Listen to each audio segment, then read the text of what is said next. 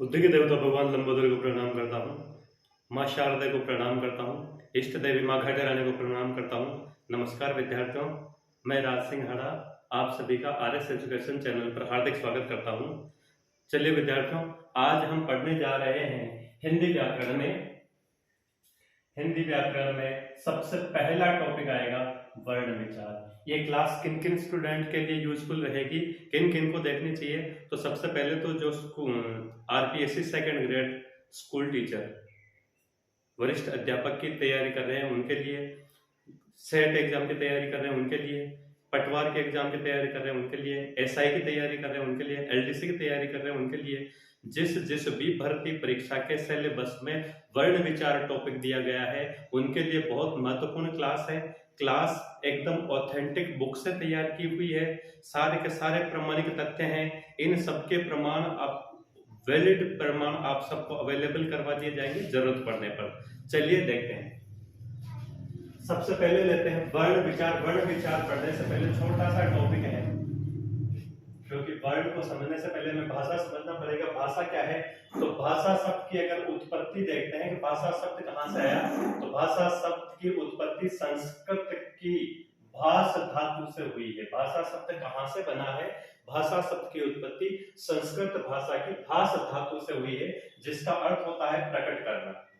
भाष धातु का अर्थ अगर देखें तो होता है प्रकट करना। अब भाषा की परिभाषा,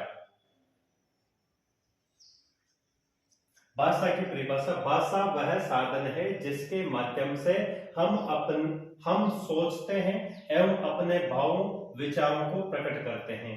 भाषा वह साधन है जिसके माध्यम से हम सोचते हैं और हमारे भावों और विचारों को प्रकट करते हैं।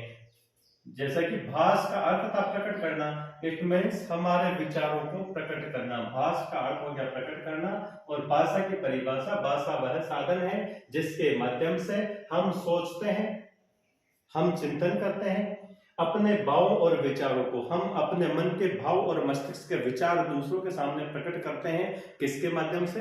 भाषा के माध्यम से। अब आगे चले, भाषा का संवैधानिक स्वरूप देख लेते हैं कि संविधान में भाषा की स्थिति क्या है। भाषा की संविधान में स्थिति की बात करेंगे तो भारतीय संविधान की 8वीं अनुसूची में 22 भाषाओं को मान्यता प्रदान की गई है।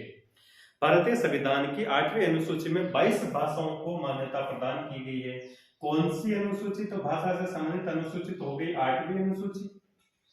कितनी भाषाओं को मान्यता प्रदान की गई है? तो 22 भाषाओं को मान्यता प्रदान की गई है। संविधान के भाग 17, दूसरा, इसी में दूसरा फैक्ट है, संविधान का कौन सा भाग? 17 नंबर का, जिसमें अनुच्छेद 343 से 351 तक, अनुच्छेद 343 से 351 तक राजभाषा संबंधी प्रावधान किए गए हैं।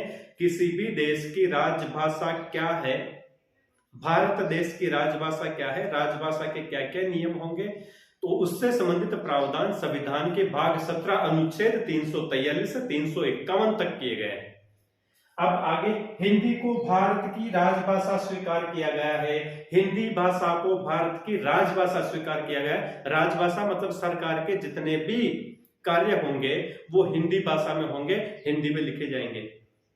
अब दूसरा, आपके दिमाग में ये क्वेश्चन आ सकता है कि जब भारत की राजभाषा हिंदी है तो जितने भी न्यायालय हैं या सरकार है, इनके जो आदेश पास होते हैं, जो आदेश पारित होते हैं, वो सारे के सारे अंग्रेजी में क्यों आते हैं? क्योंकि जब देश आजाद हुआ था उस टाइम पे भारत संघ में शामिल होने वाले कुछ राज्य ऐसे थे जो भाषाई आधार पर सम्मिलित हुए थे। उनकी शर्त थी कि हमारी भाषा और संस्कृति बनी रहनी चाहिए, तो उनको भाषाई आधार पर मान्यता दी गई। अतः जब तक उन राज्यों में प्रॉपर तरीके से हिंदी सिखा नहीं दी जाए, वहां पर हिंदी भाषा के टीचर्स अवेलेबल नहीं करवाए जाए, लोगों को हिंदी भाषा में शिक्षित नहीं कर दिया जाए, जब तक के लिए हिंदी के साथ साथ अंग्रेजी में भी वो आदेश प्रसारित होंगे, ऐसा संविधान में प्रारूप रखा था, प्रस्ताव रखा था। और अब वो जब से लेके चले आ रहा है। आगे, राजभाषा संबंधी प्रावधान हो गए, हिंदी को भारत की राजभाषा स्वीकार किया गया है। बस यहां से फैक्ट आए तो ऐसे कैसे फैक्चुअल क्वेश्चन आएंगे इनमें से, जो यहाँ पर कंप्लीट हो जाते हैं। अब आगे आते हैं वर्ण विचार। एक यहां से अगर क्वेश्चन बन जाए, जैसे मैंने यहाँ लिखा, भारत की संविधान की 8वीं अनुसूची में 22 भाषाओं को सम्मिलित किया गया है। तो 22 भाषाओं की लिस्ट आपको कहीं पे भी मिल जाएगी। मैं यहाँ उनके सबके नेम लिख के एक्स्ट्रा बर्डन नहीं करना चाह रहा था। आप जब नोट्स बनाए तो गूगल करके देख लें, सारे के सारे 22 भाषाओं के नाम मिल जाएंगे। आगे हम आ जाते हैं सीधा वर्ण पे। तो वर्ण की परिभाषा क्या है? देखो, किसी भी भाषा के व्याकरण ग्रंथ को अगर हम पढ़ेंगे, किसी भी भाषा का व्याकरण ग्रंथ हम पढ़ते हैं तो उसमें 3 चीजें इंपॉर्टेंट आती है। सबसे पहला आता है वर्ण, दूसरे नंबर पे आता है शब्द और तीसरे नंबर पे आता है वाक्य। तो क्योंकि हमारा जो टॉपिक है वो वर्ण विचार है, तो आज हम यहाँ वर्ण पर ही चर्चा करेंगे। शब्द और वाक्य जब उनके टॉपिक चलेंगे तब उन पर विचार करेंगे। तो वर्ण की परिभाषा हम देखते हैं। भाषा की सबसे छोटी इकाई ध्वनि। भाषा की सबसे छोटी इकाई तो कौन सी होती है? ध्वनि। अब उस ध्वनि के लिखित रूप, उस ध्वनि, भाषा की सबसे छोटी इकाई ध्वनि, ध्वनि का लिखित रूप, उस ध्वनि को किस स्वरूप में लिखा जाएगा, वो लिखित रूप, उस जो भी, उसकी भी एक शर्त है कि जिसके आगे टुकड़े नहीं किए जा सकते हो, मतलब स्मॉलेस्ट यूनिट होनी चाहिए। स्मॉलेस्ट यूनिट जिसको और पार्ट में डिवाइड नहीं किया जा सकता को वर्ण कहते हैं। विश्व की सर्वाधिक वैज्ञानिक भाषा हिंदी में, यह भी एक फैक्ट है। विश्व की सर्वाधिक वैज्ञानिक भाषा हिंदी में 44 वर्ण है। इन्हें 2 भागों में बांटा गया है। विश्व की हिंदी भाषा को विश्व की सर्वाधिक वैज्ञानिक भाषा मानी गई है। हिंदी भाषा में कुल 44 वर्ण है। इन 44 वर्ण को 2 भागों में बांटा गया है। इन 44 वर्ण को 2 भागों में बांटा है, स्वर और व्यंजन। स्वरों की संख्या 11 होती है और व्यंजन की संख्या 33 होती है। देखिए, अब आगे देखते हैं स्वर। मुझे लगता है यहां तक का आपको क्लियर हो गया होगा। मैं इसमें ज्यादा एक्सटेंड करके टॉपिक और लंबा नहीं करना चाहता। ये फैक्ट टू फैक्ट है और इसको आप क्लास के बाद में नोट्स के रूप में तैयार कर लें। स्वर की परिभाषा देखते हैं। वर्ण हमने पढ़ लिया। हिंदी भाषा में टोटल 44 वर्ण, 44 वर्णों को 2 भागों में बांटा गया है, स्वर और व्यंजन।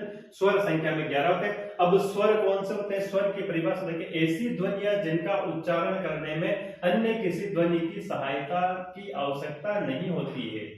मतलब वो ध्वनि जिसका हम उच्चारण करेंगे, उसको अगर बोलेंगे तो वो स्वतंत्र रूप से उच्चारित होगी, किसी दूसरी ध्वनि की सहायता की जरूरत नहीं होती। ऐसी ध्वनियों को स्वर कहते हैं, स्वर कहलाती है। स्वर संख्या में 11 होते हैं।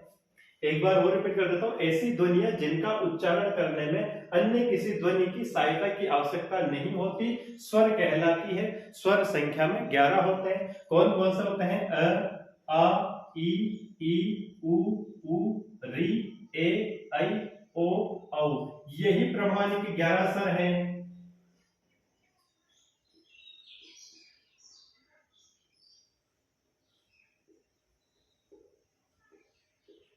प्रमाणिक 11 स्वर है।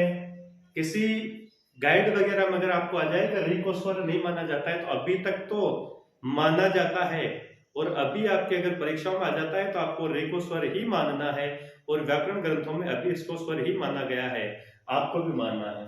अब आगे स्वर से संबंधित महत्वपूर्ण तथ्य। स्वर से संबंधित ये पढ़ना, ये तथ्य पढ़ना, हो सकता है ये किसी ग्रामर वगैरह में नहीं मिले आपको, ये मैंने अपने लेवल से बनाए हुए हैं। ये पढ़ना बहुत जरूरी है, क्योंकि आजकल जो क्वेश्चन आते हैं वो थ्योरेटिकल बेस पे पूछ लिए जाते हैं।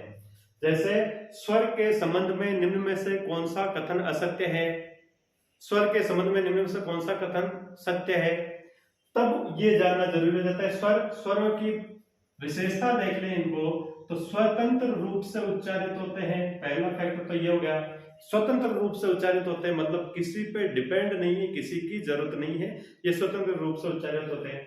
दूसरा, फेफड़ों से निकलने वाली हवा निर्बाध रूप से मुख से बाहर निकल जाती है। जब हम स्वर का उच्चारण करते हैं तो हमारे फेफड़ों से निकलने वाली जो हवा है, हवा से ही तो स्वर बनते हैं, तो हवा जो है वो निर्बाध रूप से बाहर निकल जाती है, बॉडी के किसी भी स्वर तंत्र से नहीं टकराती, किसी को बाधित नहीं करती। व्यंजन को पूर्ण रूप प्रदान करते हैं। सबसे इंपॉर्टेंट यही है, व्यंजनों का उच्चारण स्वरों की सहायता से होता है। व्यंजन सेपरेटली अकेला कभी उच्चारित नहीं हो सकता। व्यंजन उच्चारण के लिए स्वरों पर निर्भर है।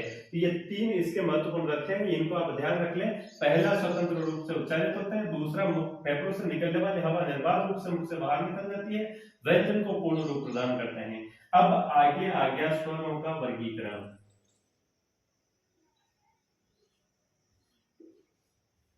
स्वरों का वर्गीकरण, उच्चारण में लगने वाले समय के आधार पर स्वर 2 प्रकार के होते हैं। देखिए विद्यार्थियों, मैंने भी बहुत सारी गाइडें देखी है, बहुत सारी गाइडों में स्वरों का वर्गीकरण डिफरेंट टाइप से बहुत करवा रखा है। जिह्वा के अग्रभाग और पश्च भाग, कौन से भाग लेके करवा रखा है। बट अगर आप, क्योंकि हर एजेंसी का एक निश्चित पाठ्यक्रम होता है और वो कुछ बुकों को आधार बनाकर ही सिलेबस तैयार करती है, उन्हीं बुकों से पेपर तैयार होते हैं।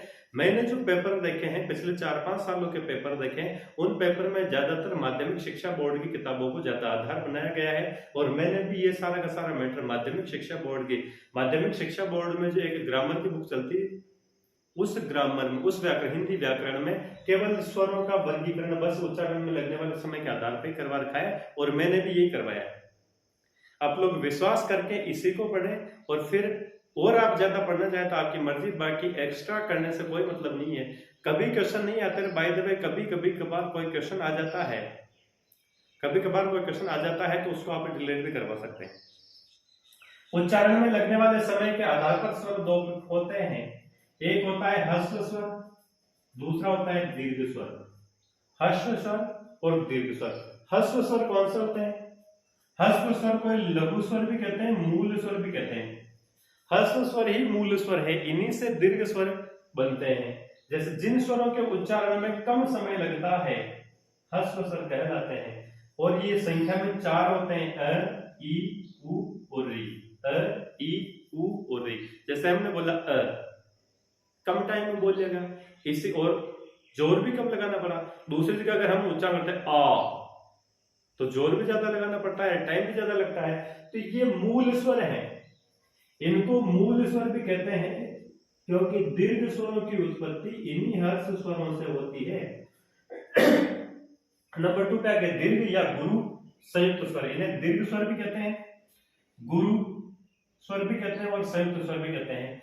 जिन स्वरों के उच्चारण में समय अधिक लगता है, ऐसे स्वर जिनके उच्चारण में समय अधिक लगता है, किससे? लघु स्वर के उच्चारण से ज्यादा समय लगता हो, उन्हें दीर्घ स्वर कहते हैं। इनको संयुक्त स्वर भी कहते हैं। इनको संयुक्त स्वर क्यों कहते हैं? क्योंकि ये 2 स्वरों से मिलकर बनते हैं। जैसे आ किससे मिलकर बनेगा? अ प्लस अ बराबर बन गया आ। ई और ई मिलकर बन गया ई। अ और ई, ये दोनों मिलकर बन गए ए। अ प्लस ए, ये दोनों मिलकर बन गए ए। इसी टाइप से अगर देखेंगे उ, ये दोनों मिलकर बन गए उ। अ धन उ, ये दोनों मिलकर बन गए ओ। और अ धन ओ, ये दोनों मिलकर बन जाते हैं ओ। इस प्रकार से ये सारे के सारे संयुक्त स्वर कहलाते हैं। संयुक्त स्वर क्यों कहलाते हैं? क्योंकि इनके उत्पत्ति, इनकी जो रचना है वो 2 स्वरों को मिलाकर होती है, इसलिए इन्हें संयुक्त स्वर भी कहते हैं। ये स्वरों से संबंधित जो भी व्याकरण था, वो जो भी माध्यमिक शिक्षा बोर्ड की व्याकरण में है, वो कंप्लीट हो चुका है। इसको आप पढ़कर जाएंगे तो स्वर से संबंधित जो भी क्वेश्चन आएगा वो आपका सोल्व हो जाएगा, उसको आप आसानी से कर पाएंगे। और स्वरों का वर्गीकरण, स्वर और व्यंजन, स्वरों का वर्गीकरण कंप्लीट हो गया। व्यंजन और वर्णों के उच्चारण स्थान, इसके लिए मैं जल्द ही अगला वीडियो लेके आ रहा हूं, उसमें करवाऊंगा आपको। जब तक के लिए पढ़ते रहिए, खूब पढ़िए, मेहनत करके पढ़िए। जब तक सफलता नहीं मिल जाती मत छोड़िए। एक एग्जाम में सफल नहीं होने से जिंदगी खत्म नहीं हो जाती है। एक एग्जाम में अगर सफलता नहीं मिली तो ये मत सोच लेना कि सब कुछ खत्म हो गया, नहीं। जिंदगी बहुत लंबी चौड़ी है। बहुत सारे एग्जाम आएंगे, हो सकता है भगवान ने आपको उससे भी बड़ा देने का सोच रखा हो। इसीलिए हिम्मत बनाए रखिए, कोशिश करते रहिए, मेहनत बराबर करिए और सफलता की तरफ बढ़ते रहिए। जय हिंद।